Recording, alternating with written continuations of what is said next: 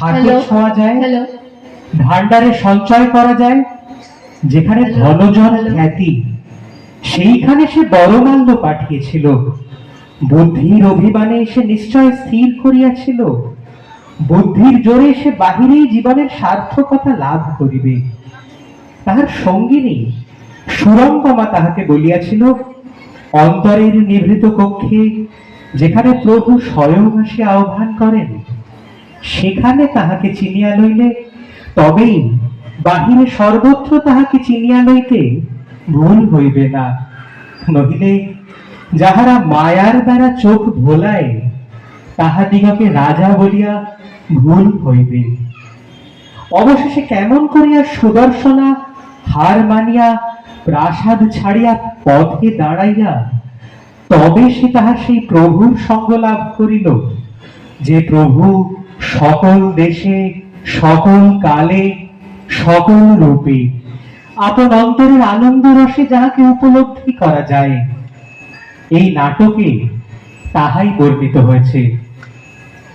1920-তে প্রকাশিত এই নাটকে দুটি সঙ্গীত আমরা শুনে নেব হিমেলি ভট্টাচার্যের কণ্ঠে। উপস্থিত সকল গুরুজনকে আমার সশ্রদ্ধ প্রণাম জানাই এবং অশেষ ধন্যবাদ, কৃতজ্ঞতা এবং শ্রদ্ধা জানাই শ্রদ্ধা অলোকদা এবং শ্রদ্ধা বৌদিকে আমাকে এত সুন্দর একটি অনুষ্ঠানের অংশীদার করার জন্য। যাই হোক, আকাশের অবস্থা ভালো না, তাই বেশি সময় নিচ্ছি না। এত সুন্দর অনুষ্ঠান হচ্ছে, আর আমার আগে সাগরদা যেরকম গেয়ে গেলেন, তারপরে আমার গান জানি না কতটা ভালো লাগবে, আমি চেষ্টা করছি, আমার ভুল ত্রুটি মার্জনা করবেন।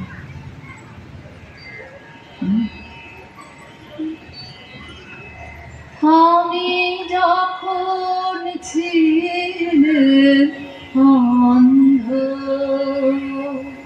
সুখের খেলায় বেলা গেছে,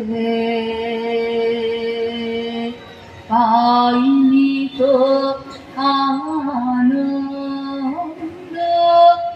আমি যখন ছিলেন অন্ধ,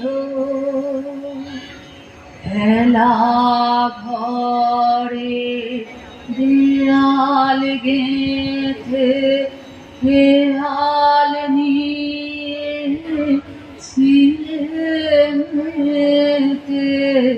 খেলা ঘর।